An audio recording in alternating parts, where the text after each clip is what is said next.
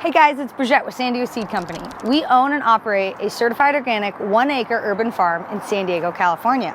Kellogg Garden Organics has asked me to do a video about seed starting, which is a topic we're very passionate about. So why would you want to start your stuff from seed? Well, there's lots of great reasons. Number one is it's much more economical. In a tiny little pack of seeds, you can get hundreds of plants.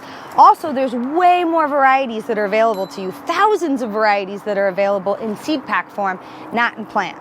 So that's the why. Now, what's the how? How do you start your stuff from seed? So the first thing I always tell people is if you can, start with really good soil. It will make all the difference and you'll have so much more success. If you can start with something like a seed starting mix, you will be much more successful. Why do you want to start with seed starting mix?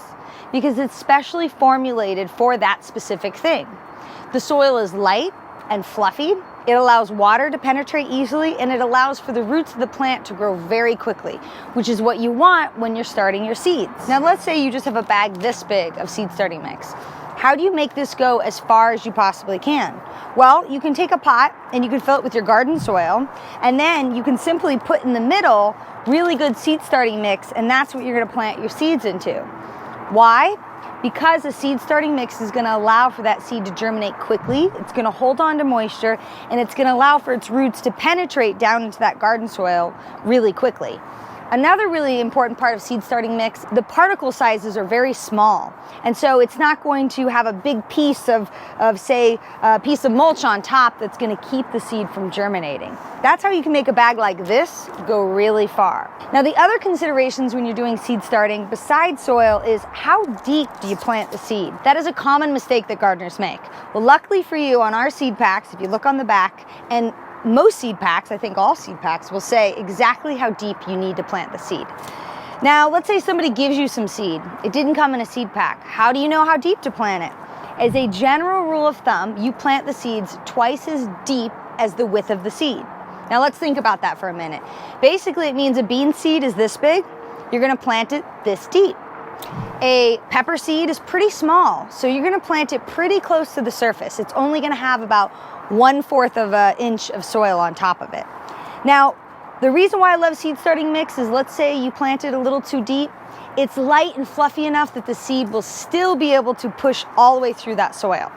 So that's a really important factor. The other mistake that people commonly make when they're seed starting is they don't keep the seeds moist the whole time while they're germinating. That's so important. Your soil and your seed needs to remain moist to germinate. If it doesn't, the seed will shrivel up inside the soil and it will never sprout. So those are the common mistakes that people make when they're starting their seeds. So now we know how you do it. Now the next question we always get is, where do you do it? We do all of our seed starting in our greenhouse, but we know that most people don't have access to a greenhouse. So where do they want to do their seed starting? If you live in a mild climate that doesn't get hard frost and the winters are pretty mild, you can actually start many of your seeds outside.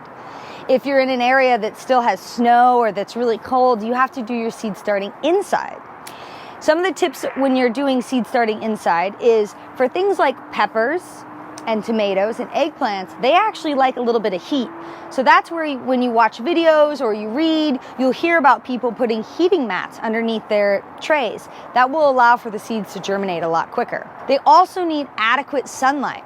So if you're seed starting inside, you need to do it either underneath a light, which is a grow light that will allow the plant to grow with the UV light, or next to a window. So let's troubleshoot your starts for a second and see why some things happen for a lot of us gardeners. If your seedlings are looking really long and lanky, why is that? Well, they're either reaching for the light through the window perhaps, or if you have a grow light, that grow light is too far away from the plant and it needs to be a lot closer. If your seeds don't sprout at all, ask yourself, did I plant it too deep? Or did I not keep it moist enough the whole time for the seed to germinate? Those are big common mistakes that people make. The next question we always get is, when do we plant it outside? Well, it's a little difficult to know, but for us, as a general rule of thumb, we try to get our starts as big as we can before we plant them outside so that they have the best chance of surviving bugs and any other issues that you can have in the garden.